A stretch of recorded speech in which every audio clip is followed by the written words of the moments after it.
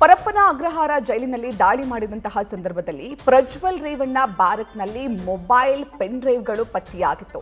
ಇದೀಗ ಇದೇ ಪ್ರಕರಣಕ್ಕೆ ಸಂಬಂಧಪಟ್ಟಂತೆ ಇನ್ನಿಬ್ಬರು ಜೈಲು ಸಿಬ್ಬಂದಿಯನ್ನ ಅಮಾನತುಗೊಳಿಸಿ ಆದೇಶವನ್ನ ಹೊರಡಿಸಲಾಗಿದೆ. ಓರ್ವ ವಾರ್ಡನ್, ಓರ್ವ ಜೈಲರ್ನನ್ನ ಅಮಾನತು ಮಾಡಲಾಗಿದೆ. ಕರ್ತವ್ಯ ಲೋಪದ ಹಿನ್ನೆಲೆಯಲ್ಲಿ ಈ ಆದೇಶವನ್ನ ಹೊರಡಿಸಲಾಗಿದೆ. ಕಾರಾಗೃಹದ ಡಿಜಿಪಿ ಅಲೋಕ್ ಕುಮಾರ್ ಅಮಾನತನ್ನ ಮಾಡಿ ಆದೇಶ ಹೊರಡಿಸಿದ್ದಾರೆ. ಜೈಲರ್ ರಮೇಶ್ ಧರ್ಮಟ್ಟಿ, ವಾರ್ಡನ್ ಮಹೇಶ್ ಸಜ್ಜನ್ ಅಮಾನತಾಗಿದ್ದಾರೆ. ಈ ಹಿಂದೆ ಇದೇ ಪ್ರಕರಣದಲ್ಲಿ ಅಸಿಸ್ಟೆಂಟ್ ಸೂಪರಿಂಟೆಂಡೆಂಟ್ ಈರಣ್ಣನನ್ನ ಸಸ್ಪೆಂಡ್ ಮಾಡಲಾಗಿತ್ತು. ಘಟನೆ ಬೆಳಕಿಗೆ ಬರ್ತಿದ್ದಂತೆ ಈರಣ್ಣನನ್ನ ಸಸ್ಪೆಂಡ್ ಮಾಡಲಾಗಿತ್ತು. ಇದೀಗ ಮತ್ತಿಬ್ಬರು ಜೈಲು ಅಧಿಕಾರಿಗಳನ್ನ ಸಸ್ಪೆಂಡ್ ಮಾಡಲಾಗಿದೆ. ಪರಪ್ಪನ ಅಗ್ರಹಾರ ಜೈಲಿನಲ್ಲಿ ದಾಳಿಯನ್ನ ನಡೆಸಿದಂತಹ ಸಂದರ್ಭದಲ್ಲಿ ಅತ್ಯಾಚಾರ ಪ್ರಕರಣದ ಆರೋಪಿ ಪ್ರಜ್ವಲ್ ರೇವಣ್ಣ ಬಳಿ ಮೊಬೈಲ್ ಪತ್ತೆಯಾಗಿತ್ತು, ಪೆನ್ ಡ್ರೈವ್ಗಳು ಪತ್ತೆಯಾಗಿತ್ತು. ಮೊಬೈಲ್ನಲ್ಲಿ ಒಂದಷ್ಟು ಅಶ್ಲೀಲ ವಿಡಿಯೋಗಳು, 60ಕ್ಕೂ ಹೆಚ್ಚು ಅಶ್ಲೀಲ ವಿಡಿಯೋಗಳು ಪತ್ತೆಯಾಗಿತ್ತು. ಜೊತೆಗೆ ಅವರ ಬಳಿ ಇದ್ದಂತಹ ಡೈರಿಯಲ್ಲಿ ನಂಬರ್ಗಳು ಪತ್ತೆಯಾಗಿತ್ತು. ಇನ್ನು ಈ ಪ್ರಕರಣಕ್ಕೆ ಸಂಬಂಧಪಟ್ಟಂತೆ ಕೋರ್ಟ್ನಲ್ಲಿ ವಿಚಾರಣೆ ನಡೀತಾ ಇದೆ. ಮತ್ತೊಂದು ಕಡೆ ಕರ್ತವ್ಯ ಲೋಪದ ಹಿನ್ನೆಲೆಯಲ್ಲಿ ಮತ್ತಿಬ್ಬರನ್ನ ಸಸ್ಪೆಂಡ್ ಮಾಡಲಾಗಿದೆ.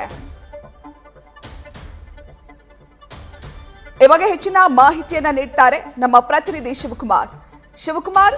ಕರ್ತವ್ಯ ಲೋಪದ ಹಿನ್ನೆಲೆಯಲ್ಲಿ ಇಬ್ಬರು ಜೈಲಾಧಿಕಾರಿಗಳನ್ನ ಅಮಾನತು ಮಾಡಲಾಗಿದೆ. ಶಿವಕುಮಾರ್, ಈ ಬಗ್ಗೆ ಹೆಚ್ಚಿನ ಡೀಟೇಲ್ಸ್ ಅನ್ನ ನೀಡೋದಾದ್ರೆ.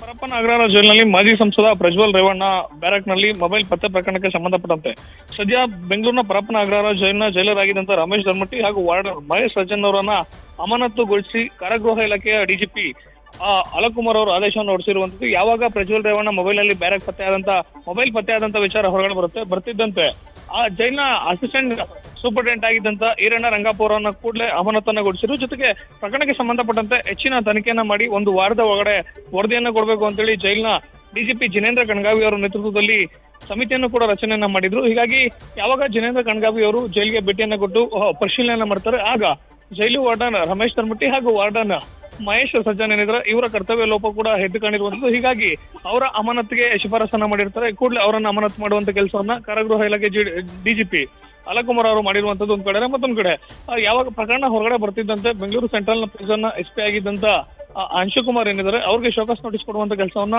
ಅಲೋಕ್ ಕುಮಾರ್ ಅವರು ಮಾಡಿದ್ರು. ಅದಕ್ಕೆ ಉತ್ತರ ಕೊಡುವಂತ ಕೆಲಸವನ್ನ ಅಂಶುಕುಮಾರ್ ಅವರು ಜಿನೇಂದ್ರ ಕಣ್ಗಾವಿ ಅವರ ಮುಂದೆಯನ್ನ ಮಾಡಿರುವಂತದ್ದು. ನಾವು ಎಲ್ಲಾ ಕೈದಿಗಳಿಗೆ ಯಾವ ರೀತಿಯಾದ ಸೂಚನೆಯನ್ನ ಕೊಟ್ಟಿದ್ವಿ, ಪ್ರಜ್ವಲ್ ರೇವಣ್ಣಗೂ ಕೂಡ ಅದೇ ರೀತಿ ಸಮಾವೇಶವನ್ನು ತರಿಸಬೇಕು ಅಂತೇಳಿ ಸೂಚನೆಯನ್ನ ಕೊಟ್ಟಿದ್ವಿ. ಆದ್ರೆ ಈ ಕಣ್ತಪ್ಪು ಯಾವ ರೀತಿಯಾಗಿ ಹೀಗೆ ಘಟನೆ ಆಗಿದೆ, ಜೊತೆಗೆ ಮೊಬೈಲ್ ಹೇಗೆ ಬಂತು ಅನ್ನೋದ್ರ ಬಗ್ಗೆ ಸ್ಪಷ್ಟತೆ ಇಲ್ಲ ಅನ್ನೋ ಮಾತನ್ನ ಸದ್ಯ ಜೈಲಿನ ಸೂಪರಿಂಟೆಂಡೆಂಟ್ ಆಗಿರುವಂತ ಅಂಶುಕುಮಾರ್ ಅವರು ಜಿನೇಂದ್ರ ಕಣ್ಗಾವಿ ಅವರ ಮುಂದೆ ಹೇಳಿರುವಂತದ್ದು. ಒಂದ್ ಕಡೆ ಪ್ರಜ್ವಲ್ ರೇವಣ್ಣ ಬ್ಯಾರಕ್ ನಲ್ಲಿ ಮೊಬೈಲ್ ಪತ್ತೆ ಪ್ರಕರಣ ಜೈಲಿನ ಆಂತರಿಕವಾಗಿ ಕಾರಾಗೃಹ ಇಲಾಖೆ ತನಿಖೆಯನ್ನ ಮಾಡ್ತಾರೆ. ಮತ್ತೊಂದ್ ಕಡೆ ಸಿಸಿಬಿ ಪೊಲೀಸರು ದಾಳಿ ಮಾಡಿದಂತ ಸಂದರ್ಭದಲ್ಲಿ ಮೊಬೈಲ್ ಪತ್ತೆಯಾದಂತಹ ಹಿನ್ನೆಲೆಯಲ್ಲಿ ಪರಪ್ಪನ ಅಗ್ರಹಾರ ಪೊಲೀಸ್ ಠಾಣೆಯಲ್ಲಿ ಎಫ್ಐಆರ್ ಅನ್ನು ಕೂಡ ದಾಖಲು ಮಾಡಿದ್ದಾರೆ. ಹೀಗಾಗಿ ಒಂದ್ ಕಡೆ ಪರಪ್ಪನ ಅಗ್ರಹಾರ ಪೊಲೀಸರು ತನಿಖೆಯನ್ನ ಮಾಡ್ತಾರೆ, ಮತ್ತೊಂದ್ ಕಡೆ ಕಾರಾಗೃಹ ಇಲಾಖೆ ಅಧಿಕಾರಿಗಳು ಕೂಡ ತನಿಖೆಯನ್ನ ಮುಂದುವರಿಸಿರುವಂತದ್ದು. ಪ್ರತೀಕ್ಷಾ, ಜೈಲಿನೊಳಗಡೆ ಮೊಬೈಲ್ ಫೋನ್ ಹೇಗ್ ಬಂತು ಅನ್ನೋದು ಪತ್ತೆ ಹಚ್ಚೋದಕ್ಕೆ ಇಷ್ಟೊಂದು ದಿನಗಳ ಕಾಲ ಬೇಕಾ ಜೈಲಾಧಿಕಾರಿಗಳಿಗೆ? ಶಿವಕುಮಾರ್, ಪ್ರತೀಕ್ಷಾ, ಈ ಬಗ್ಗೆ ಯಾವುದೇ ರೀತಿಯಂತ ಸ್ಪಷ್ಟನೆಯನ್ನ ಕೊಡ್ತಿರ್ಲಿಲ್ಲ. ಸದ್ಯ ಕಾರಾಗೃಹ ಇಲಾಖೆ ಡಿಜಿಪಿ ಆಗಿರುವಂತಹ ಅಲೋಕ್ ಕುಮಾರ್ ಹೇಳ್ತಿರೋ ಮಾಹಿತಿ ಪ್ರಕಾರ ಇದು ಹಿಂದೆನೆ ಮೊಬೈಲ್ ಬಂದಿರುವಂತಹ ಸಾಧ್ಯತೆ ಇದೆ. ಹೀಗಾಗಿ ಅದರ ತನಿಖೆಯನ್ನ ಮುಂದುವರಿಸಿದೀವಿ. ಸದ್ಯ ಜೈಲಿನಲ್ಲಿ ಪತ್ತೆ ಆಗಿರುವಂತಹ 5G ರೆಡ್ಮಿ ಮೊಬೈಲ್ ಏನಿದೆ ಅದರ ಮೂಲವನ್ನು ಕೂಡ ಪತ್ತೆ ಹಚ್ಚುವಂತ ಕೆಲಸವನ್ನ ಮಾಡ್ತೀವಿ. ಆದ್ರೆ ಪತ್ತೆ ಆಗಿರುವಂತಹ ಸಿಮ್ ಏನಿದೆ ಇದು ಆಂಧ್ರ ಮೂಲದ ಏರ್ಟೆಲ್ ನೆಟ್ವರ್ಕ್ ಸಿಮ್ ಅನ್ನೋದು ಗೊತ್ತಾಗಿರುವಂತದ್ದು. ನಕಲಿ ಆಧಾರ್ ಪ್ರೂಫ್ ಅನ್ನ ಕೊಟ್ಟು ಸಿಮ್ ಅನ್ನ ಖರೀದಿ ಮಾಡಿರುವಂತದ್ದು ಸದ್ಯ ಆ ತನಿಖೆಯಲ್ಲಿ ಗೊತ್ತಾಗ್ತಿರುವಂತದ್ದು. ಅಂದ್ರೆ ಹೊರ ರಾಜ್ಯದ ಸಿಮ್ ಕಾರ್ಡ್ ಗಳನ್ನ ಬಳಕೆಯನ್ನ ಮಾಡುವಂತಹ ವಿಚಾರ ಕೈದಿಗಳಿಗೆ ಗೊತ್ತಾಗಿರುತ್ತೆ. ಇಲ್ಲಿನ ಅಂದ್ರೆ ಕರ್ನಾಟಕದ ಸಿಮ್ ಗಳನ್ನ ಖರೀದಿ ಮಾಡಿದ್ರೆ ಇಲ್ಲಿ 2G ಜಾಮರ್ ವ್ಯವಸ್ಥೆ ಇರೋದ್ರ ಹಿನ್ನೆಲೆಯಲ್ಲಿ ನೆಟ್ವರ್ಕ್ ಬರೋದಿಲ್ಲ. ಹೀಗಾಗಿ ಹೊರ ರಾಜ್ಯದ ಸಿಮ್ ಗಳನ್ನ ಖರೀದಿ ಮಾಡಿ ಬಳಕೆ ಮಾಡ್ತಿರುವಂತದ್ದು ಗೊತ್ತಾಗ್ತಾ ಇದೆ. ಆದ್ರೆ ಮೊಬೈಲ್ ಅನ್ನ ತಂದು ಕೊಟ್ಟವರು ಯಾರು ಅನ್ನೋದ್ರ ಬಗ್ಗೆ ಯಾರು ಯಾವುದೇ ರೀತಿಯಂತ ಸ್ಪಷ್ಟತೆ ಸದ್ಯಕ್ಕೆ ಕೊಡ್ತಿಲ್ಲ.